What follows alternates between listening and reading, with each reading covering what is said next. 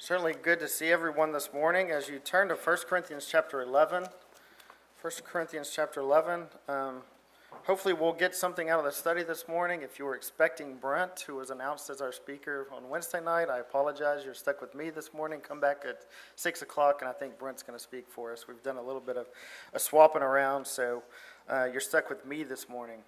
But we welcome those that are here. If you're visiting with us, we certainly hope you enjoy the services and come back and be with us anytime you can. And so we're going to start with 1 Corinthians chapter 11. Importantly here, Paul is the speaker or the writer here to the Corinthians, and we're going to read a few verses starting in verse 22. 1 Corinthians 11 and 22. It says, "Are they Hebrews? So am I. Are they Israelites? So am I. Are they the seed of Abraham? So am I. Are they the ministers of Christ? I speak as a fool, I am more. In labors more abundant, in stripes above measure, in prisons more frequent, in deaths oft. Of the Jews 5 times received I 40 stripes, save one. Thrice was I beaten with rods, once was I stoned, thrice I suffered shipwreck. A day and a night I have been in the deep, in journeyings often, in perils of water, in perils of robbers, in perils of mine own countrymen, in perils by the heathen, in perils in the city, in perils in the wilderness, in perils in the sea, in perils among false brethren, in weariness and painfulness, in watchings often, in hunger and thirst, in fastings often, in cold and nakedness, beside those things that are without, that which cometh upon me daily, the care of all the churches."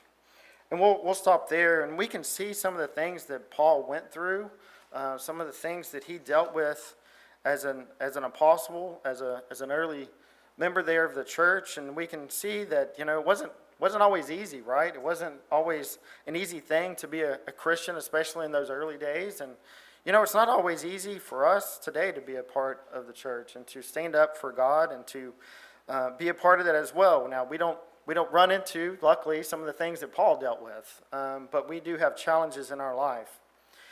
This morning I want to look at one of the things that he mentions here, and in verse 25 it says, "Thrice or 3 times he had suffered shipwreck." And so I want to look at one of those accounts that we have here of a time that he went through this. And so if you'll turn to Acts chapter 27. Acts chapter 27. And I'm going to be nice, and you're going to be able to follow along pretty easily if you want to follow along, because we're going to spend most of our time in Acts chapter 27 this morning. So in Acts chapter 27, just as background, as we get to this account, Paul is, of course, an apostle. He's traveling around. His mission is to spread the gospel. He's been, in this case, as we come to this story, he's been arrested and is going to be taken to Rome to stand trial before Caesar. And so we kind of pick it up there as we come into chapter 27. You can see more of the background in 26, and we won't cover chapter 28 too much, but there's more to the story as he makes his way to Rome, found in chapter 28. But we're gonna study for some time Acts chapter 27 in some detail. I'll be honest, as I looked at this, it wasn't a chapter that I'd spent a whole lot of time looking at. I kind of know this happened, but hadn't really spent the time to walk through it in detail. I hope it'll be helpful to you this morning, because that's what I'm gonna do. We're gonna walk through this chapter, have some comments about it, and then hopefully some lessons that we can glean from this particular account of what happens to him and those that are a part of this story here in Acts chapter 27. So we're gonna start in verse 1, and it says there in verse 1, And when it was determined that we should sail into Italy, so of course they're going to Rome, they delivered Paul and certain other prisoners unto one named Julius, a centurion of Augustus's band. And so they're going to make this journey to Rome. Paul is placed under the custody of this centurion named Julius, and they're going to set sail along with these other prisoners. We run into the term of centurion a few times in the Bible. It's a Roman, an officer of the Roman army. Likely had 100 people under his command. That's centurion, or kind of the root word of century. And so we've got this centurion that is watching over the prisoners, and he has folks with him that are part of that. As we go through this, I've got a really long slide deck. You've now seen it all. It's got one slide. As we walk through this, I thought it would be helpful to kind of see some of the journeyings that they're taking in this trip. And so while it doesn't show every little bit on this map and maybe doesn't match up. I thought this was a decent representation of the travel that they make in this and as we go. So it may be helpful to see they're starting on, the east side of this map, on the right side of this map, and they're making their way to the west up to the very top corner where you see Rome. And so this is not some small trip that they're taking to get these prisoners over to Rome. And so we'll see some of the things that happen as they do this. And in verse number 2, it says, "And entering into a ship of Adramyttium, we launched, meaning to sail by the coast of Asia. When Aristarchus, a Macedonian of Thessalonica, being with us. And the next day we touched at Sidon, and Julius courteously entreated Paul and gave him liberty to go unto his friends to refresh himself. And when we had launched from thence, we sailed unto Cyprus because the winds were contrary." And so we can see they quickly made this hop to Sidon. It's a very short time, and it took them just one day. And then they paused there, and then they started to go along the way. And it says that the winds were contrary, and you can see that they traveled north here when they started this trip instead of just taking off west towards Rome. And it says there was wind, and so the understanding I have with this part of the season, the winds would have been going from the west to the east, and so they were going against the wind for the most part during this journey, and so they kind of went up north, so they weren't going straight into the wind as they started this journey. In verse 5 it says, "And when we had sailed over the sea in Sicily and Pamphylia, we came to Myra, a city of Lycia. And there the centurion found a ship of Alexandria sailing into Italy, and he put us therein. And when we had sailed slowly many days, and scarce were come over against Cydnus, the wind not suffering us, we sailed under Crete, over against Salmone. And hardly passing it, came unto a place which is called the Fair Havens, nigh whereunto was the city of Lasea." And so they have pretty quickly covered in a few verses this travel that they've made kind of towards the north to this Myra. They've making their way all the way to Crete, which is kind of right there in the middle of the Mediterranean Sea, and it's named there Fair Havens. And so that's where they have made their way to here in verse number 8. And so this has gone pretty smoothly so far. They've made, roughly half the trip in a few verses without too much going on, but that changes here as we start verse 9. It says in verse 9, "Now when much time was spent, and when sailing was now dangerous, because the fast was now already past, Paul admonished them, and said unto them, Sirs, I perceive that this voyage will be with hurt and much damage, not only of the lading and ship, but also of our lives." And so Paul here warns them and points out that there's going to be danger on this trip, and warns them to this point as they go forward. But we can see that he was really not listened to. In verse 11 it says, "Nevertheless the centurion believed the master and the owner of the ship more than those things which were spoken by Paul." So here's Paul, a prisoner. He's not really listening to Paul and the guidance that he's given or the warning he's given. The centurion, as it says, is listening to the owner of the ship. He's listening to those they're sailing the ship and not listening to Paul. So he doesn't heed the warning, and they go on. In verse 12 it says, "And because the haven was not commodious to winter in, the more part advised to depart thence also, if by any means they might attain to Phoenice, and there to winter, which is an haven of Crete, and lies toward the southwest and northwest." And so it says this haven was not commodious. What that means, it really wasn't convenient. It really wasn't a good place to stay during the winter. It was coming up on winter, and they were trying to find a place that would be safe for them to be at during this time. And so they went, and it's shown here as Phoenix, here on the western side of Crete. And so that's where they were trying to go, where the weather would be better, and they could stay there while winter passed. In verse 13 it says, "And when the south wind blew softly, supposing that they had obtained their purpose, loosing thence, they sailed close by Crete. But not long after, there arose against it a tumultuous wind called Euroclydon." And so this storm comes. They call it Euroclydon. What I've understood is it's kind of like a nor'easter kind of winter storm that we might call it today. And so they were in a situation where they were in this storm that was coming over them. In 15 it says, and when the ship was caught and could not bear up to the wind, we let her drive. And running under a certain island, which is called Clauda, we had much work to come by the boat, which when they had taken up, they used helps, undergirding the ship, and fearing lest they should fall into the quicksands, strake sail, and so were driven.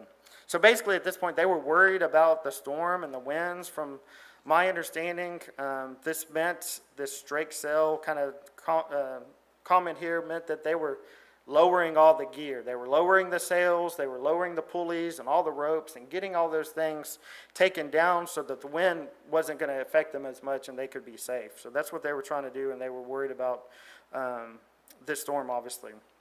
Verse 18, it says, and we, being exceedingly tossed with a tempest, the next day they lightened the ship. So it had gotten so bad that they lightened the ship. So they were taking things on the ship and throwing them overboard because they likely started to take on water, and they were trying to get rid of some of the cargo so that they could be lighter and less likely to take on more water and less chance to sink the ship. So they're throwing stuff overboard. So it's gotten pretty concerning. And then in verse 19 it says, and the third day we cast out with our own hands the tackling of the ship. And so many people think, here they are again, they're still worried, they're still going through this, and they've thrown even more stuff overboard. And the tackling of the ship, some think it's the furniture, some of the beds, maybe even some of the passengers' belongings. And so again, they've gotten to the point where they're pretty desperate, pretty concerned, such that they're throwing things overboard in order to hopefully be safe. And in verse 20 it says, and when neither the sun nor stars in many days appeared, and no small tempest lay on us, all hope that we should be saved was taken away. And so they had really lost hope at this point. They had said, hey, we can't see the sun, we can't see the stars. You're out here in the middle of the sea. They don't have the navigation tools that we have these days. And so they're like, hey, we're in trouble and we've lost all hope. And so they're in a pretty serious situation here as they travel here, in this case, after leaving Crete. And the 21st verse, it says, but after long abstinence, Paul stood forth in the midst of them and said, sirs, you should have hearkened unto me and not have loosed from Crete, and to have gained this harm and loss. And so Paul points out, hey, there's been this long abstinence. This is really referring to the fact that they've lost their appetite. They haven't eaten in a while. They likely were seasick, if you could imagine being in a storm in these days. I probably wouldn't have wanted to eat either. They might have had trouble even preparing food. And so they had gone through this time of not eating, probably starting to become weak because of that. And then Paul, of course, points out that, you guys, you should have listened to what I said in the warning that I gave you. And then in 22 it says, and now I exhort you to be of good cheer. So here's some good news. Be of good cheer. So things are hopefully looking up. And it says, for there shall be no loss of any man's life among you, but of the ship. And so Paul comes and reassures them, despite the situation they're in, that, hey, be of good cheer. There's nobody that's going to be on the ship that loses his life. And in verse 23, he tells them why. It says, for there stood by me this night the angel of God, whose I am, and whom I serve, saying, fear not, Paul, thou must be brought before Caesar, and lo, God hath given thee all them that sail with thee. Wherefore, sirs, be of good cheer, for I believe God, that it shall be even as it was told me. Howbeit we must be cast upon a certain island. And so Paul reassures them. He tells them why he's reassuring them. He's telling them, hey, the angel of God has come to me. And he says, hey, I've got to be taken to Rome to go under this trial, and those that are here are going to be safe. Those that are with me are going to be safe as we make this journey. And so he's reassuring them, despite what they're going through, that they're going to be safe. And Paul, you can see, believes that. He didn't look out and say, oh, look at all the things going on. Paul believed what the angel of the God had said to him, and he was taking that message to those that were on the ship with him. In verse 27, it says, but when the 14th night was come, this is the 14th night since they left the fair havens of Crete. So this is not a short amount of time that they've gone through this storm and some of the trouble that they've run into.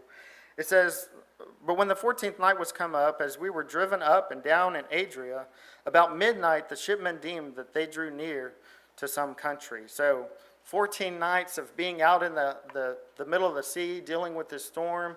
It talks about Adria here. Many think that it's referring to the Adriatic Sea, which is really east of Italy, but they're probably referring in this case the space, the sea between Italy, which is the kind of boot looking up in the top left that isn't really labeled, and Greece, which is kind of the middle right above Crete, where it looks like it's a hand pointing down. So they're kind of thinking they're in that space in between Italy and Greece, and they've gone through this for 14 days.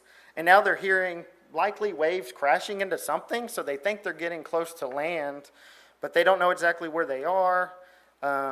They can't see because it's the middle of the night, and so you'll see how they react to that. You know, I've been on a cruise ship before. I don't know if you've been on a cruise ship out in the middle of the ocean in the dark, and you look out.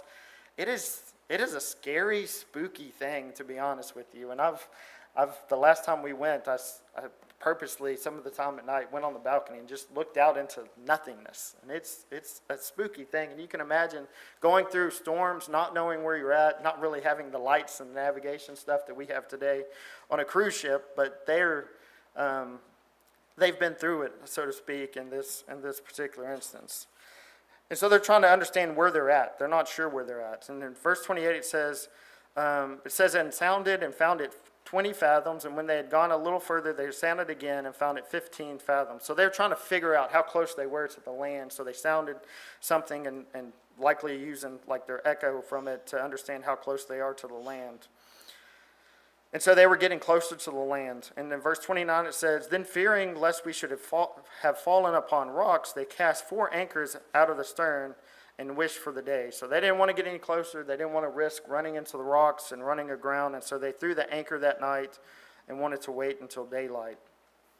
And as the shipmen were about to flee out of the ship, when they had let down the boat into the sea under color as though they would have cast anchors out of the foreship. So the way I understand it is they're on this ship, but they've got a boat that they're letting down. I think of about a lifeboat, right, or something similar. I'm sure it wasn't like an orange lifeboat back in those days, but they're going to let down something into the sea and try to get to shore. At least some of them were trying to do that. But it says in verse 21, Paul said to the centurion and to the soldiers, except these abide in the ship, you cannot be saved. And so he warned them to say, hey, the folks that are going to be safe are those that are on the ship. This is what the angel of the Lord has said. And so in this case, he told them, you know, don't take this path, don't take this smaller boats and try to get away, but stay in the ship. That's where you'll be safe. And you can see the reaction in verse 32. It said, then the soldiers cut off the ropes of the boat and let her fall off. So it's interesting how they actually are listening to Paul at this point. They ignored him the first time around, but now they're saying, okay, we hear what you're saying, we're going to cut the ropes, and we're not going to do this. Paul had somehow obviously gained confidence in those that were around him. In verse 33 it says, and while the day was coming on, Paul besought them all to take meat, saying, this day is the 14th day that ye have tarried and continued fasting, having taken nothing. And so he wanted them to eat. They'd likely they'd likely had some food during those 14 days, but not a meal or anything like that. And so he wanted them to eat at this time. It says in verse 34, wherefore I pray you to take some meat, for this is for your health, for there shall not an hair fall from the head of any of you. So again, he's telling them again that they would be safe and to eat. And when he had thus spoken, he took bread and gave thanks to God in presence of them all. And when he had broken it, he began to eat. Then were they all of good cheer, and they also took some meat. And we were in all in the ship 216 souls. And so he had taken the time amongst this struggle that they had to get them to eat and to thank God for it. He turned and gave thanks for that meal that they were going to have there. And he took time to make sure that he acknowledged God, despite the travels and the troubles that they had had. And here it says that they had 276 people aboard this. So this wasn't a small group. This was a pretty big group of people there, almost 300 people that were on the ship. And in verse 38 it says, and when they had eaten enough, they lightened the ship and cast out the wheat into the sea. So here we go again. They lightened the ship again, and at this point they're throwing the wheat out. So I think likely the wheat is what the cargo was that the owner was trying to get to Rome to probably sell and make money. And now we've got a situation where they've thrown a lot of the stuff overboard, and they've kind of got to the last of what they thought that they might be able to throw overboard. And so now they're throwing even the wheat out of the ship. And again, trying to keep it light and keep it afloat.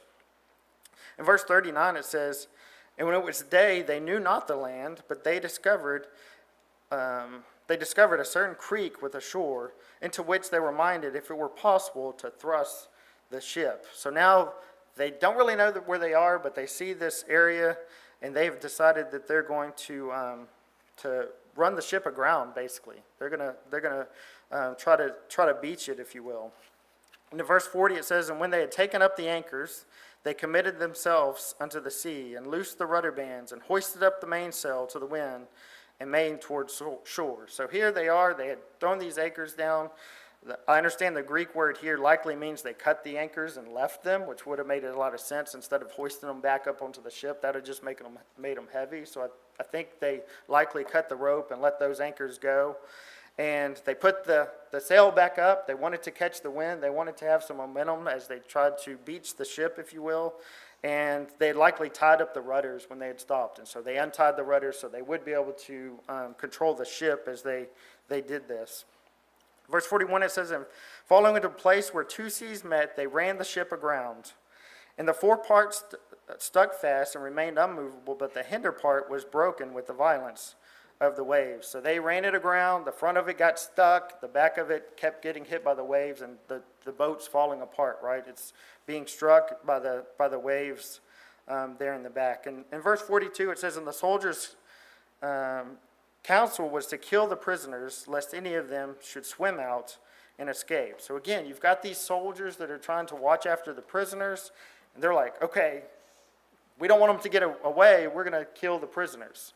You know, if you think about the Romans, the Roman army, and the centurion here, and the people that were watching after them, they likely knew they were going to be in big trouble if they lost the prisoners, right? If they escaped safely, they were going to be in trouble. You think back to the story of Paul and Silas when they were in prison, and the prison guard realized through the earthquake that, hey, these guys might escape. He was going to kill himself because of that. He knew that he would be in big trouble if the prisoners were escaped. And so you can see this same kind of reaction to these guards, these Roman guards, when they think there's a chance that they would lose their prisoners. But we can see the centurion actually responds now that he wants to save them and save Paul. It says in verse 43, it says, "But the centurion, willing to save Paul, kept them from their purpose, and commanded that they which could swim should cast themselves first into the sea and get to land." And in verse 44, it says, "And the rest, some on boards and some on broken pieces of the ship. And so it came to pass that they escaped all safe to land." And so all of these, almost 300 people, escaped safe to land, just as the angel of the Lord had promised to Paul. So I know that took a little bit of time to go through. Hopefully it's interesting. It was interesting to me to kind of walk through what happened. But hopefully it paints a picture of some of the things that happened to Paul and to these folks that were traveling, and hopefully helps us to quickly make some lessons or take some things away from this story. If you continue to read into chapter 28, I'd encourage you to do that. You know, Paul gets bit by a viper. The locals think he should die, and he doesn't. He ends up going on and healing many on that island. They landed in Malta, which is towards the east there. That's kind of where we land in this case. So they've gone, instead of going to Phoenix, or however you want to say it, they've traveled all across to Malta, which is in white there in the south. And so they still haven't made it all the way to Rome. But if you look in chapter 28, you can see they eventually, after staying on that island for about 3 months, I think it is, they start to make their way to Rome, and eventually they make it to Rome. And Paul continues to be there and to preach and to teach in Rome. So I encourage you to read the rest of Acts to catch some of that. But this covers really the shipwreck that they've gone through. And I want to hopefully take a few lessons from this story. And I'm sure there's a lot you can get from this. I'm going to cover a few. I'm sure you can think of others. You know, as you think about this journey, in many ways it can represent the life that we live. And if you think about this journey that they're taking, that's the kind of way I want to look at it this morning as we kind of wrap up. Sometimes our life seems to be going really well, right? Things are smooth.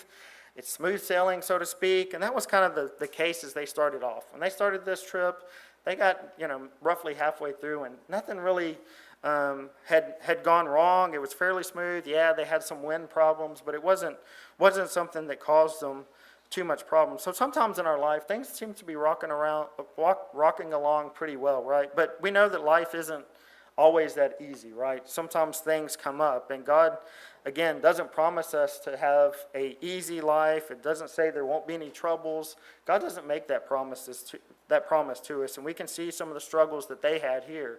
We can go back to our original reading, and we can see some of the struggles Paul went through as he listed all the things that he went through as well. And now here he's in a shipwreck, he's been imprisoned, and that sort of thing. So things aren't always perfect, even as we look to serve God, and we can see this through Paul's life. He was looking to do his absolute best now to be an apostle and serve God, and yet he still ran into troubles. In Romans chapter 5, I'm going to make you turn away from Acts if you want to continue to follow along the rest of the way.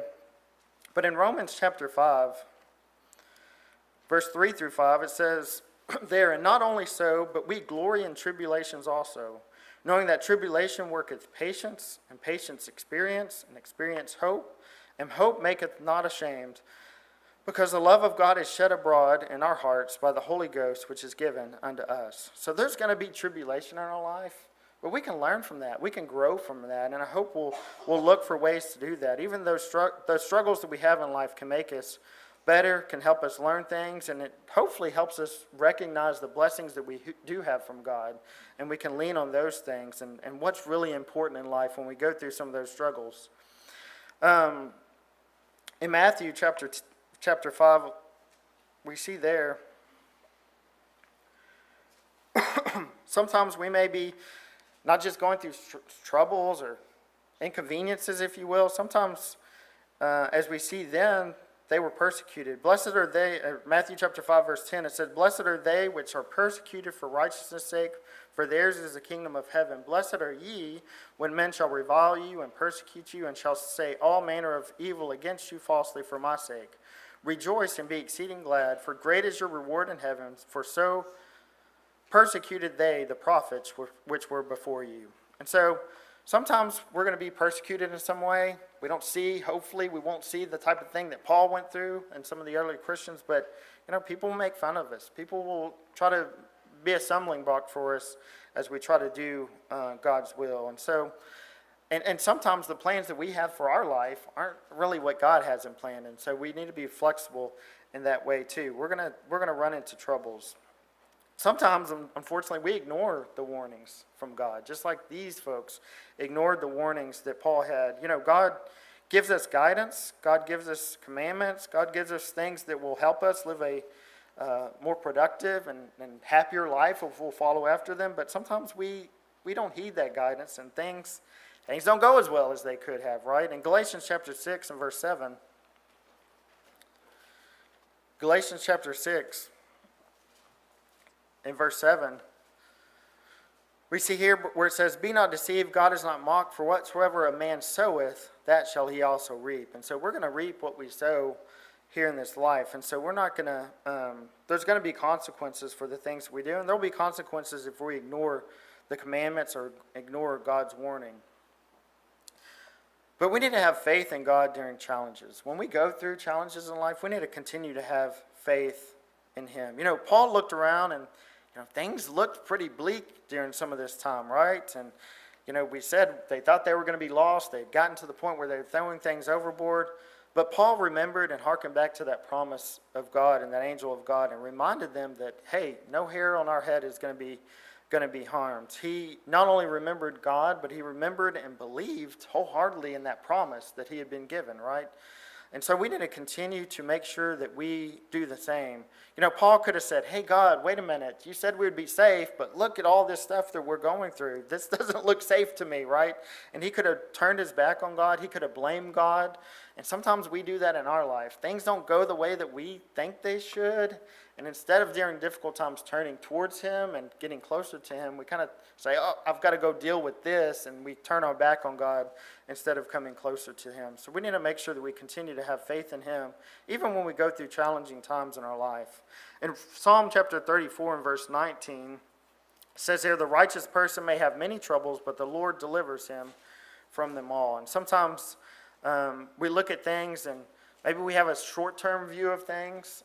Maybe we think things should look rosy really quick, but sometimes we may need to look at kind of a longer-term view and an eternal view sometimes, and looking at the promises God has made. And God has given us promises that are beyond what we can imagine really in our life today, that he's going to wipe away all tears. He's going to take away death, and there'll be no death or sorrow or crying when you think about an eternity to come.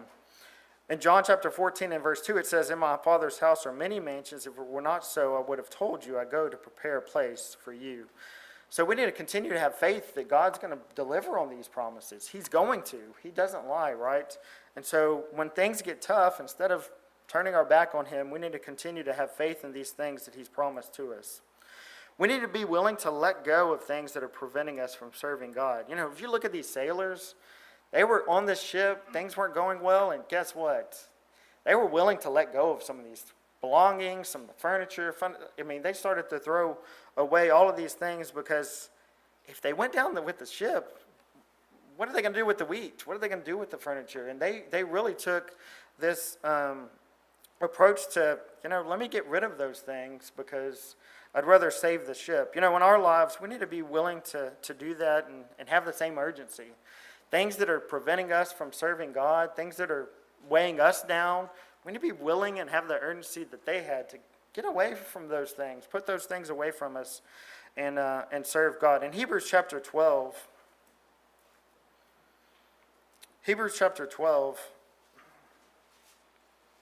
in verse 1, it says there, wherefore, seeing we also are compassed about with so great a cloud of witnesses, let us lay aside every weight and the sin which so easily beset us, and let us run with patience the race that is set before us. And so as it talks about our race in life, it says, lay these things aside, put away these weights that are holding us down, and the sin that's holding us down. We need to have the same urgency to put those things away from us as these sailors did as they threw things overboard. In Matthew chapter 16 and verse 24 through 26, Matthew chapter 16, verses 24 through 26, it says here, then said Jesus unto his disciples, if any man will come after me, let him deny himself and take up his cross and follow me. For whosoever will save his life shall lose it, and whosoever will lose his life for my sake shall find it. For what is a man profited if he shall gain the whole world and lose his own soul? Or what shall a man give in exchange for his soul? And so we need to be willing to put off those things, especially the things of the world that really aren't going to benefit us in the long run. And we need to be willing to get rid of those things that are keeping us from focusing on those things that are above and those things that are eternal. I look at Paul and I look how he had influence, right? At the beginning, maybe not so much. They really didn't listen to him. They didn't listen to his warning. But as you go through the story, it's interesting to see how much he is kind of a leader in this situation. He told them to eat. He did that. They did that. He told them not to let down the boat. He warned them of some of these things, and he told them and promised them that they would be safe. And they eventually listened to him. That's really a great example for us. We need to be willing and able to have influence on other people around us. And one of the ways we're able to do that is by living a life that reflects God's light in our life. They looked at Paul and said, Paul's a little different. Maybe we should listen to him, right? Maybe we should take the things that he's saying. And, as we live our life, we need to live a life that is different, that stands out, that's reflecting God's will in our lives. And hopefully we can have the same kind of influence, and people will listen to us as they look for guidance on where to turn and how to be saved and things like that. In Matthew chapter 28 and verse 19, a very familiar verse where it says, go ye therefore and teach all nations, baptizing them in the name of the Father and the Son and of the Holy Ghost.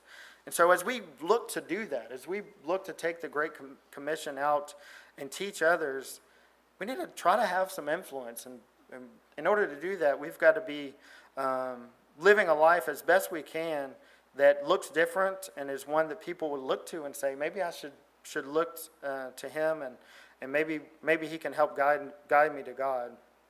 And Paul was able to guide them in the right direction in some of these decisions they made. He didn't forget God. He gave thanks to God as they ate food. And so he continued to look to God. Joshua chapter 1 and verse 9, I think that's the last verse I've got this morning. Joshua chapter 1 and verse 9 says, "There have not I commanded thee, be strong and of good courage, be not afraid, neither be dismayed, for the Lord thy God is with thee, whithersoever thou goest." Paul believed that. Paul believed that God would be with him. And we need to realize and believe and continue to lean on God, even during challenges, even when we have problems in our life. Sometimes, again, we may turn our back or forget God, and that's not the right answer.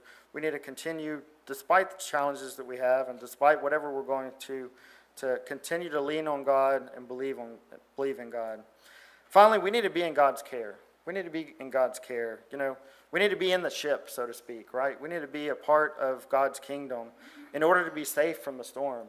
Paul was safe. The angel of the Lord told them they would be safe if they were with Paul. He needed to get to Rome, and he was going to be safe, and he made sure that they were on the boat with him so they could be safe as well.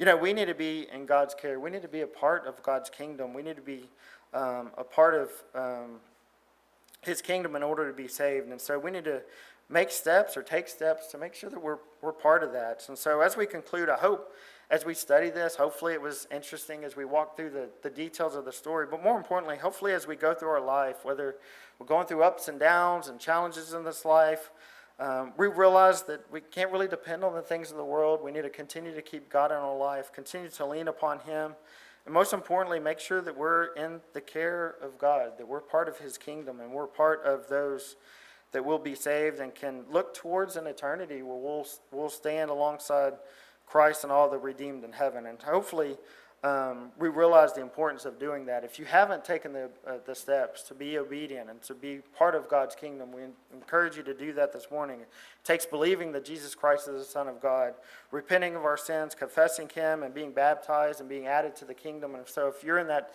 case and you would like to do that and have your sins washed away, you can certainly do that this morning. Or if you've gone through storms of life, you've got some challenge or problem right now that you want to have help with, and the prayers of the church, we certainly invite you to come, and we'll pray with you and pray for you. One of either case, won't you come as we stand and sing?